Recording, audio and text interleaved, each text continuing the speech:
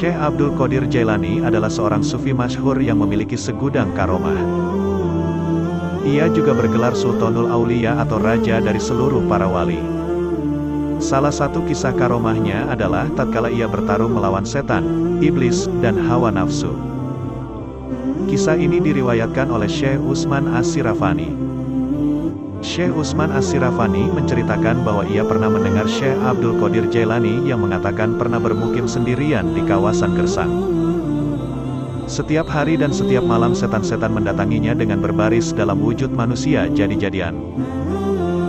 Para setan tersebut membawa berbagai macam senjata serta memikul berbagai benda yang berbunyi sangat keras. Mereka terlibat perkelahian dengan Syekh Abdul Qadir Jailani dan melemparinya dengan bola api. Menghadapi kejadian seperti itu, Syekh Abdul Qadir Jailani justru merasakan ketentraman dalam hatinya yang sulit terucapkan dengan kata-kata. Syekh Abdul Qadir Jailani mendengar suara hatinya yang berkata, "Berdirilah dan serang mereka wahai Abdul Qadir Jailani, karena kami selalu siap menambah kekuatanmu, dan kami akan datang dengan pasukan yang tidak mungkin terkalahkan oleh mereka." Kemudian, ia melemparkan satu serangan kepada para setan. Sontak setan-setan itu berlari tunggang langgang dan pergi menghilang. Setelah itu, ada sesosok setan yang mendatanginya dari tengah para setan yang berlari menjauh darinya. Setan tersebut kemudian berkata, "Pergilah dari sini atau aku akan melakukan begini dan begitu kepadamu." Setan tersebut memperingatkan Syekh Abdul Qadir Jailani terkait akibat yang akan diterimanya jika tidak meninggalkan wilayah tersebut.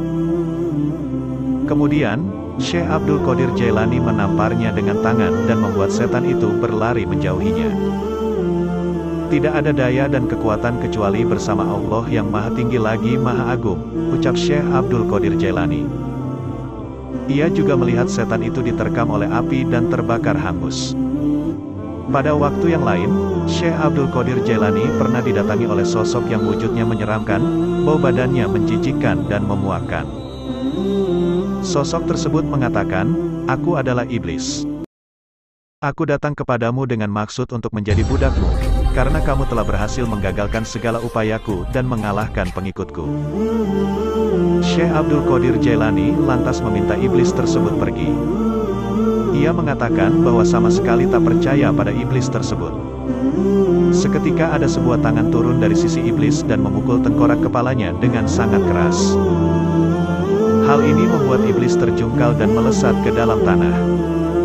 Dia pun menghilang tanpa jejak. Iblis itu kembali mendatangi Syekh Abdul Qadir Jailani untuk yang kedua kalinya dengan membawa anak panah api di tangannya dan hendak menyerangnya.